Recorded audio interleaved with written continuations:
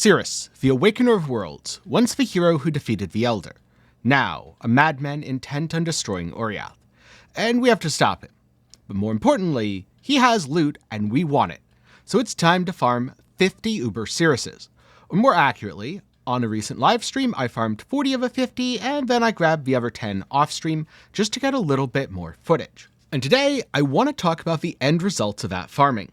Now, luckily, compared to the Maven which I did previously, not only were the Uber Sirus runs more profitable, but this isn't a big gamble boss.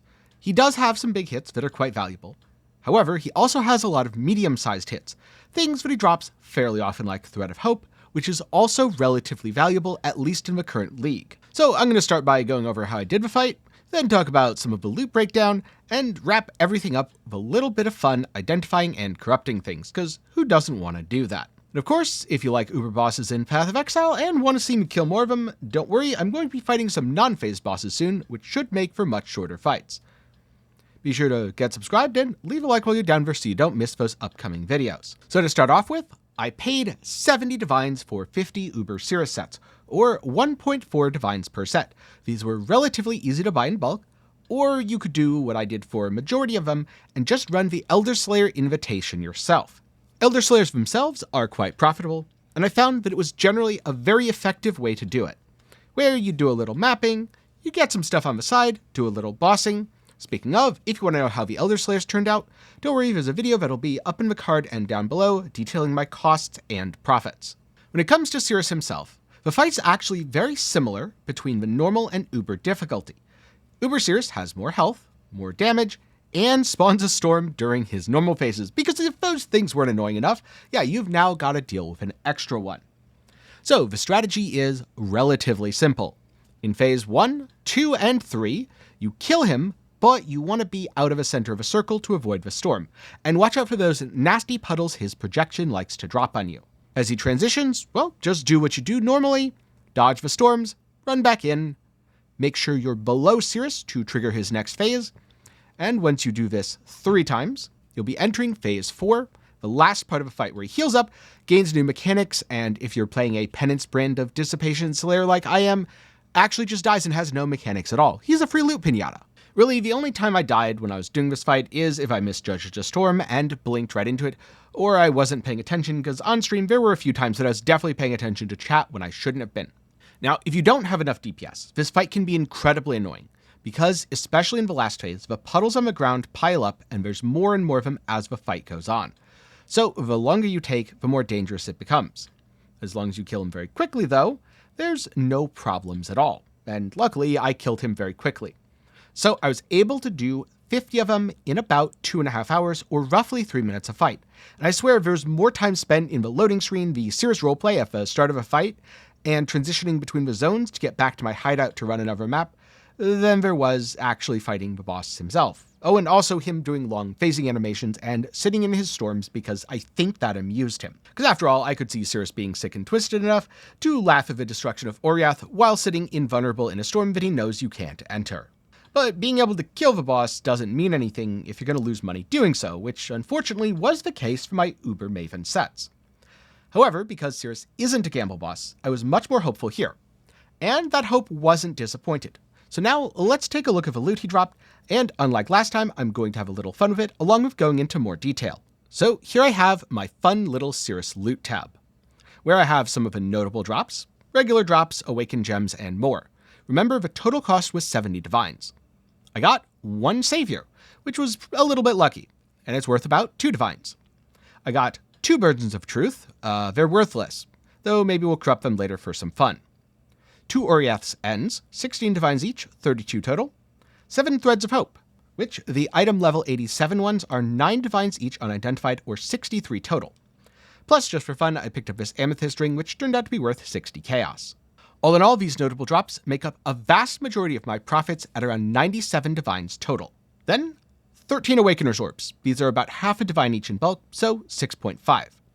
4 of a fate worse than death is, you guessed it, a cortex, which is about 3 divines. Then I had 25 Crown of the Inward Eye. Uncorrupted, these are about 30c each. Don't worry, I'm not going to be selling them uncorrupted. I'm going to be having fun with them in just a little bit. but technically I could sell them for 750 chaos, which is a couple more divines. Hands of a High Templar go for 40 C each uncorrupted, which is about 520 chaos.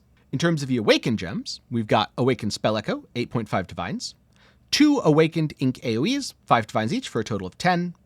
Ellie Focus is 55 chaos. A Lightning Pen is 40. The added chaos are basically worthless, like 10 C each. Deadly Elements 95. Melee Splash is also worthless. Controlled Destruction's worthless. Minion damage seemed to be about 35 C. So just based off of this, if I was to sell the tab, identify the things but not corrupt them, not have any fun with it, I spent 70.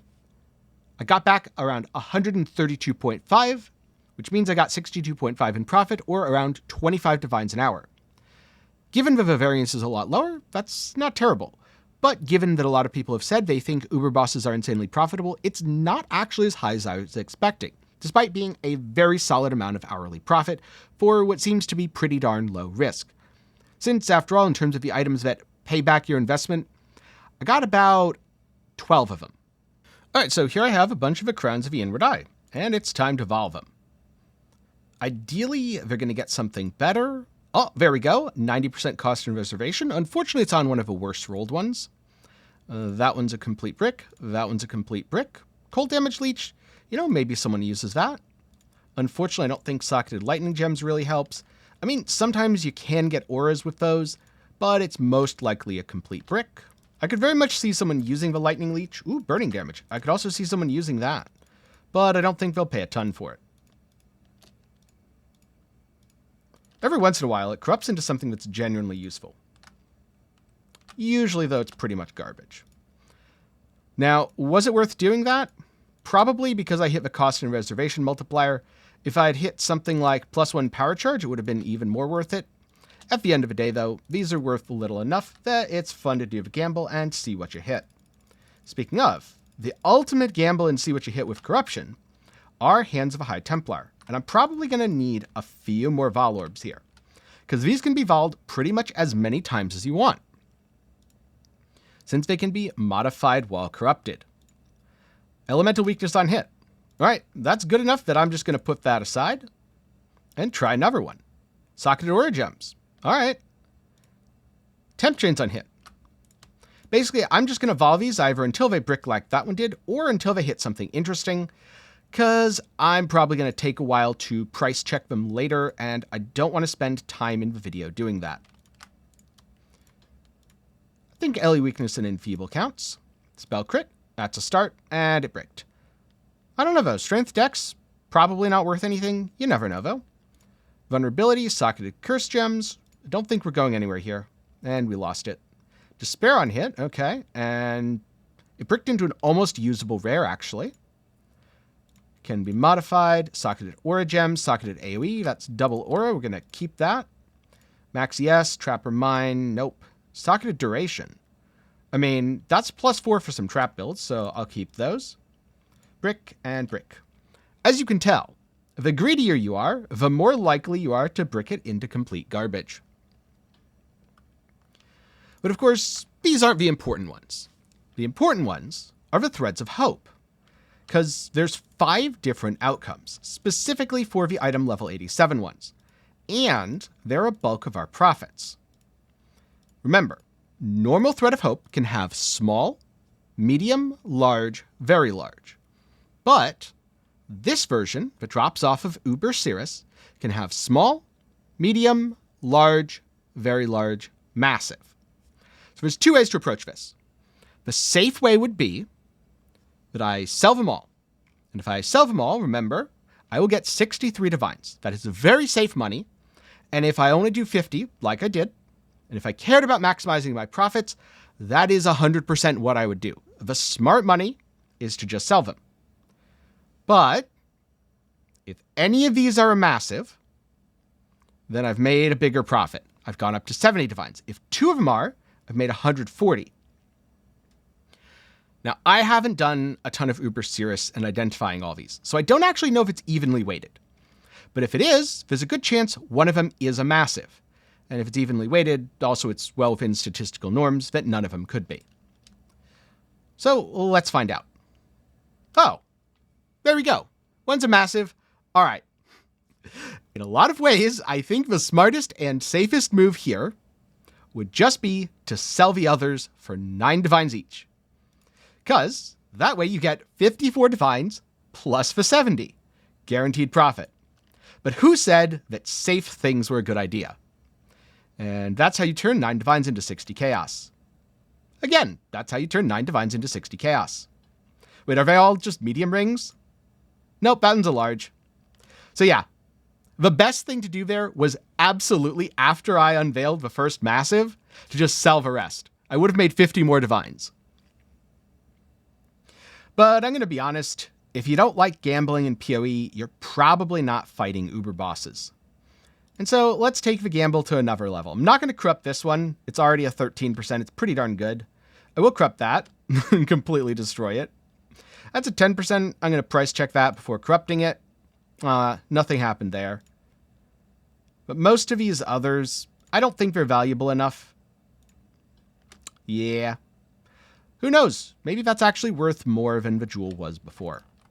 But either way, this paid for all the fun gambles. And hopefully you found that a little more entertaining than the Maven where I just listed off the loot. Alright, Editor 10 here. I just finished price checking things and got some really interesting results. After all the identification and corruption, how much did I objectively increase the profits by? Well, there's always a level of RNG here, but the Threads of Hope totaled 89 divines. Turns out that large at minus 10% was 12 divines as well. For the gloves, the AoE Aura Gems pair was worth about 10 divines, so I kept that one. All the others weren't worth very much, so I kept valuing them, and unfortunate things happened. We're not going to talk about them anymore. The crowns were originally worth 3.5 divines. After identifying and corrupting them all, most were worthless, but for 221% rolls, those were about 40C each. Burning damage for 50C, again, pretty much pennies here, and then the cost and reservation was worth 6 divines. So yet again, I did increase the value by a significant amount.